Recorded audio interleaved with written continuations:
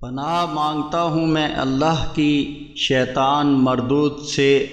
اللہ کے نام سے جو بڑا مہربان نہایت رحم فرمانے والا ہے۔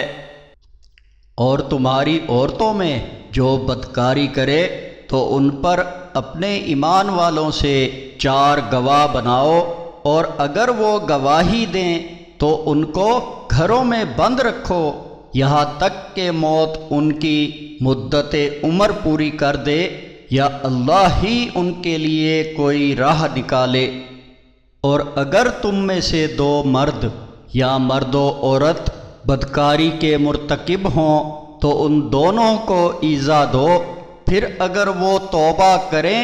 اور اپنی اصلاح کر لیں تو ان کو چھوڑ دو، یقیناً اللہ بہت زیادہ توبہ قبول کرنے والا اور رحم کرنے والا ہے۔ اللہ انہی لوگوں کی توبہ قبول کرتا ہے جو نادانی کی وجہ سے برا عمل کر گزریں پھر جلد ہی توبہ کر لیں، تو ایسے ہی لوگوں کی توبہ اللہ قبول کرتا ہے، اور یقیناً اللہ سب کچھ جاننے والا حکمت والا ہے۔ ایسے لوگوں کی توبہ قبول نہیں ہے جو برے کام کرتے رہیں یہاں تک کہ ان میں سے کسی کو موت آ جائے تو کہنے لگے کہ اب میں نے توبہ کی، اور نہ ان لوگوں کی جو کافر ہی مر جائیں، ان کے لیے تو ہم نے دردناک عذاب تیار کر لیا ہے۔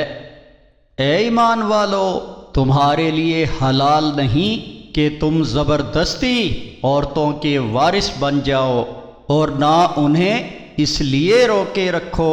کہ جو مہر وغیرہ ان کو دے چکے ہو اس میں سے کچھ لے لو،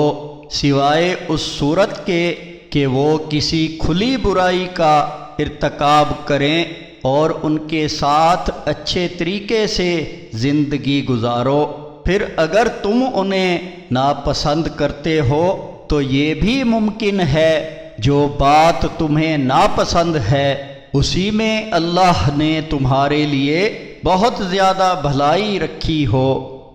اور اگر تم ایک بیوی کی جگہ دوسری بیوی لانا چاہتے ہو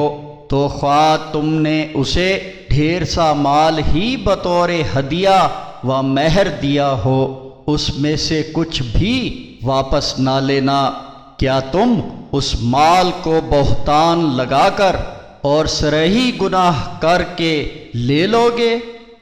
تم اس مال کو بھلا لوگے کس طرح جبکہ تم آپس میں مل چکے ہو اور انہوں نے تم سے اس معاملے میں پختہ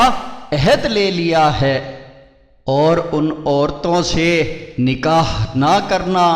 جن سے تمہارے باپ نکاح کر چکے ہیں، مگر جو پہلے ہو چکا سو ہو چکا ہے،